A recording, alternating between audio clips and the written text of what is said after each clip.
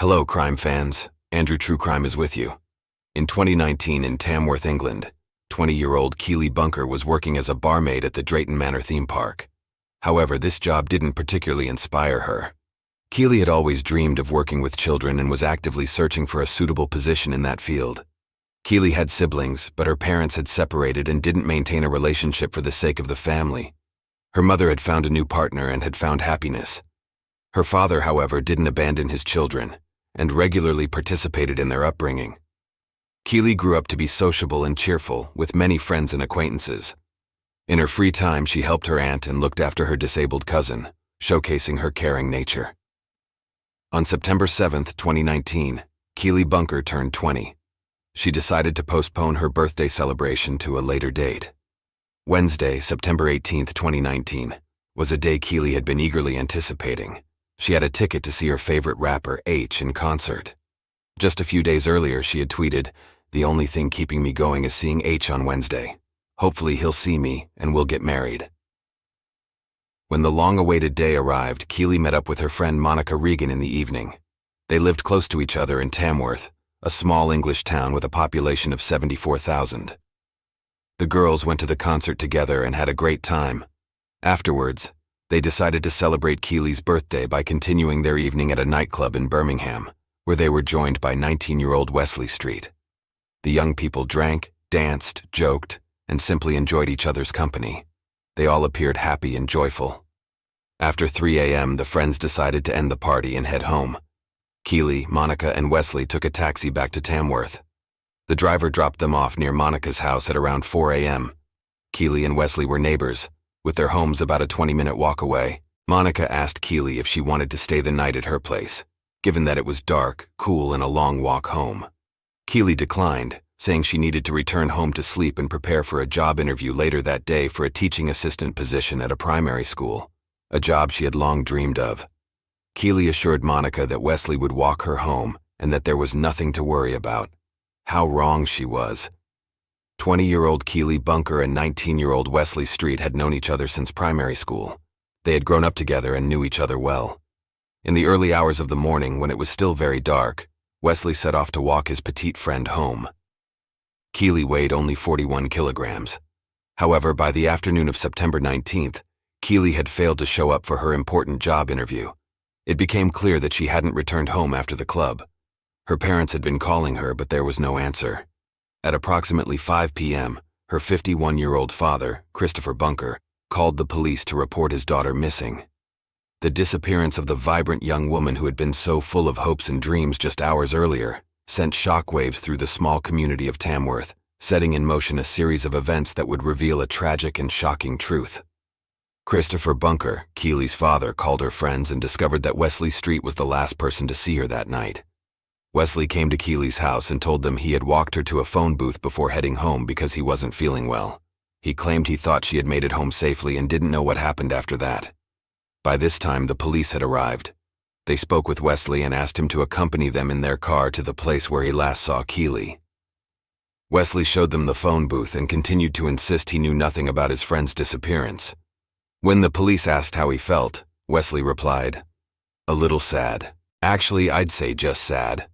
When asked if Keeley had ever been his girlfriend, Wesley said no, explaining they had just been friends for about 15 years. He recounted the previous night at the club with Keeley and Monica, claiming the girls had only 1 drink each while he had 3 and became drunk. He maintained that after walking Keeley to the phone booth, he went home, got into bed, and fell asleep immediately due to his intoxication. After Wesley's account, the police asked for his mobile phone. Initially, he refused, noticeably becoming nervous. He suddenly said, "Maybe I'm not understanding something, but I feel like you're accusing me of Keeley's disappearance." He stated he didn't want the police looking at his Google search history. As the conversation continued, Wesley's anxiety became increasingly apparent. Wesley declared he didn't have time to sit in the police car and needed to go search for his missing friend.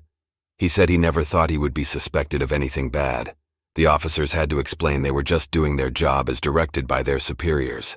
Eventually, Wesley agreed to hand over his phone. When asked for the passcode, he first gave an incorrect one. Only on the second attempt were they able to unlock the phone, which they promptly turned off to conserve battery. Meanwhile, Keeley's relatives and friends were desperately searching for her. They hoped she was okay, but with each passing minute, their fears grew. The search was short-lived.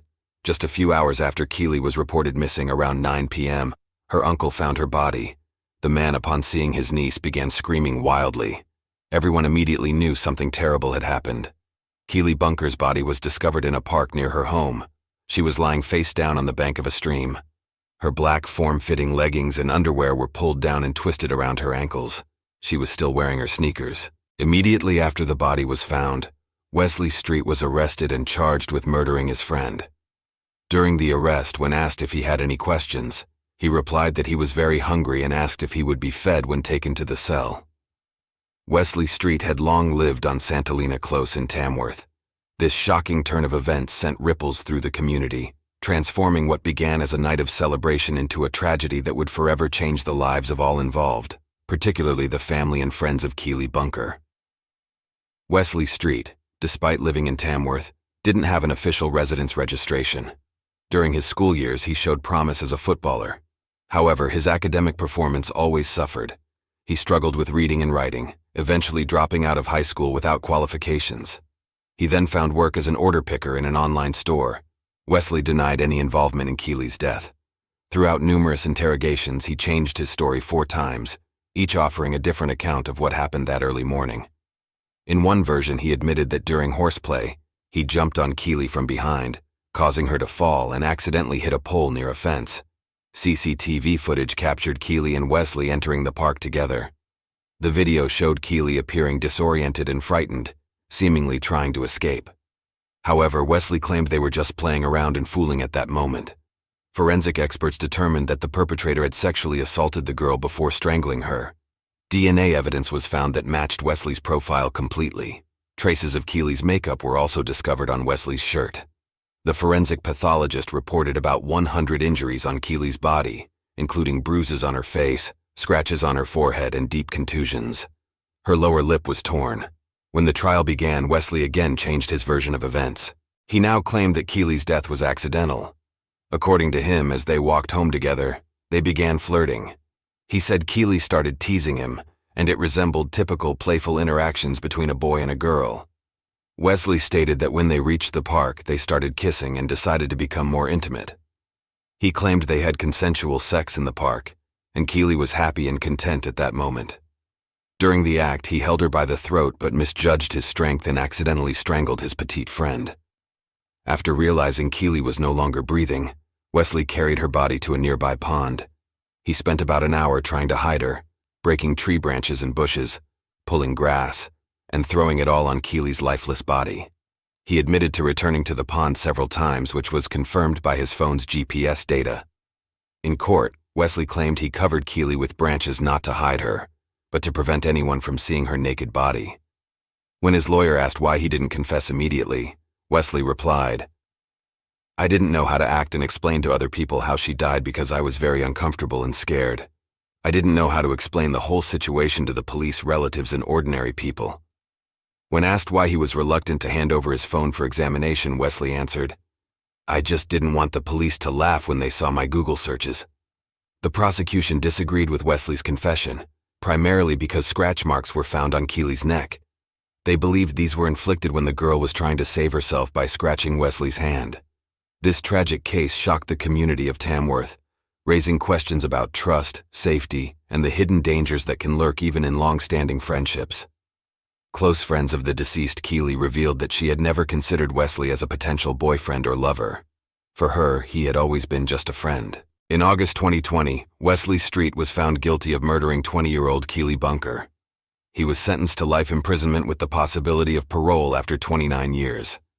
Keeley's mother, Deborah Watkins, made a heartbreaking statement.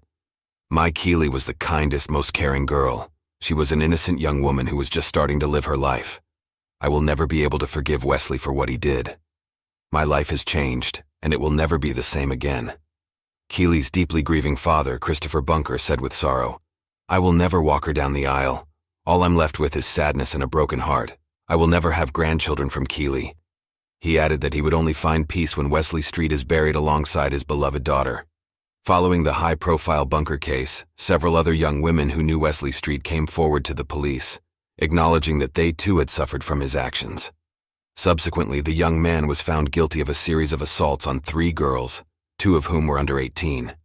For these cases, he was sentenced to prison terms ranging from 6 months to 5 years. This development raised the chilling possibility that there might be more victims who remained silent and continued to stay in the shadows. The case shed light on the potential dangers lurking within seemingly innocent friendships and the importance of speaking out against abuse. The tragedy of Keeley Bunker's death sent shockwaves through the community of Tamworth and beyond. It highlighted the vulnerability of young people, even among those they consider friends, and the devastating impact such crimes have on families and communities. The case also brought attention to the issue of violence against women and girls, sparking discussions about safety, trust, and the need for better education and awareness about consent and respect in relationships. For Keeley's family and friends, the conviction brought a measure of justice, but it could never fill the void left by her loss. Her dream of working with children as a teaching assistant would remain unfulfilled, a poignant reminder of a life cut tragically short. The community of Tamworth, while relieved that justice was served, was left to grapple with the aftermath of this shocking crime. Many were left questioning how well they truly knew their neighbors and friends, and how such a horrific act could occur in their midst. As time passes, Keeley Bunker's memory lives on through those who loved her. Her tragic story serves as a stark reminder of the importance of vigilance, the value of true friendship, and the preciousness of life itself.